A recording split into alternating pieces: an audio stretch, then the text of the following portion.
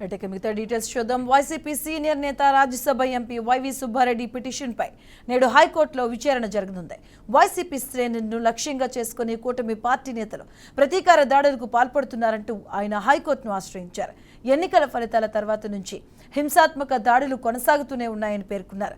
మధ్యాహ్నం ఈ పిటిషన్పై ధర్మాసనం విచారణ చేపట్టనుంది.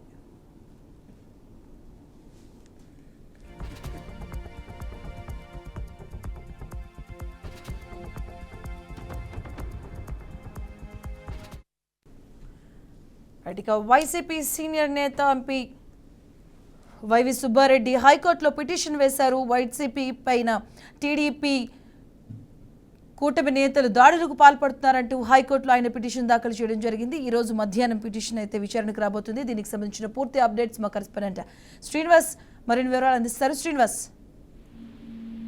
మధు, ఈ రోజు ఆంధ్రప్రదేశ్ హైకోర్టులో వైసీపీ సీనియర్ నేత దాఖలు చేసినటువంటి పిటిషన్ పై విచారణ జరగనున్నది. అంటే వైఎస్ఆర్సీపీ పార్టీ సీనియర్ నేతగా ఉన్నటువంటి వైవి సుబ్బారెడ్డి హైకోర్టులో వైసీపీ నేతలపై ఈ ఎన్నికల తర్వాత తెలుగుదేశం పార్టీ నేతలు దాడులకు తెగబడుతున్నారు, వాటి నుంచి రక్షణ కల్పించాలి, వాటిని ఎక్కడైతే దాడులు పాల్పడ్డారో వాటి మీద చర్యలు తీసుకోవాలంటూ కూడా హైకోర్టులో పిటిషన్ దాఖలు చేయడం జరిగింది.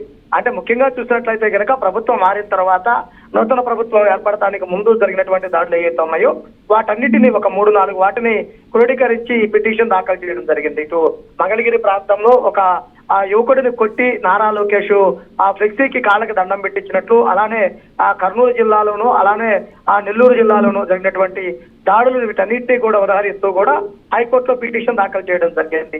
కేవలం రాజకీయ పార్టీల లా వ్యవహరించకుండా అధికారం ఉన్నప్పుడు ఒక విధంగా, అధికారంలో లేనప్పుడు ఒక విధంగా చేస్తున్నటువంటి తీరును కూడా చెప్పినటువంటి పరిస్థితి కూడా ఉండడం జరిగింది. అయితే హైకోర్టు విచారణకు స్వీకరించిన తర్వాత ఈ రోజు విచారణ జరగనున్నది. ఇటు ఇరువైపులా, ఇటు ప్రభుత్వం వైపున వాదనలు ఏ విధంగా ఉండనున్నాయి, అలానే హైకోర్టులో ఈ వైవి సుబ్బారెడ్డి తరఫున ఎటువంటి వాదనలు వినిపించనున్నారు అనేది కూడా సస్పెన్స్ గా మారింది. అసలు ప్రధానంగా ఎటువంటి దాడులు జరిగాయని ప్రస్తావన వినిపిస్తారు, ఎక్కడ దాడులు జరిగితే కేసులు నమోదు చేయలేదు, ఎక్కడ ఉదాసీనత వ్యవహరించారు అనేది కూడా ఈ విచారణ సందర్భంగా బయటకు వచ్చే అవకాశం ఉంది. అయితే మధ్యాహ్నం తర్వాత ఈ పిటిషన్ పై విచారణ జరగనుంది.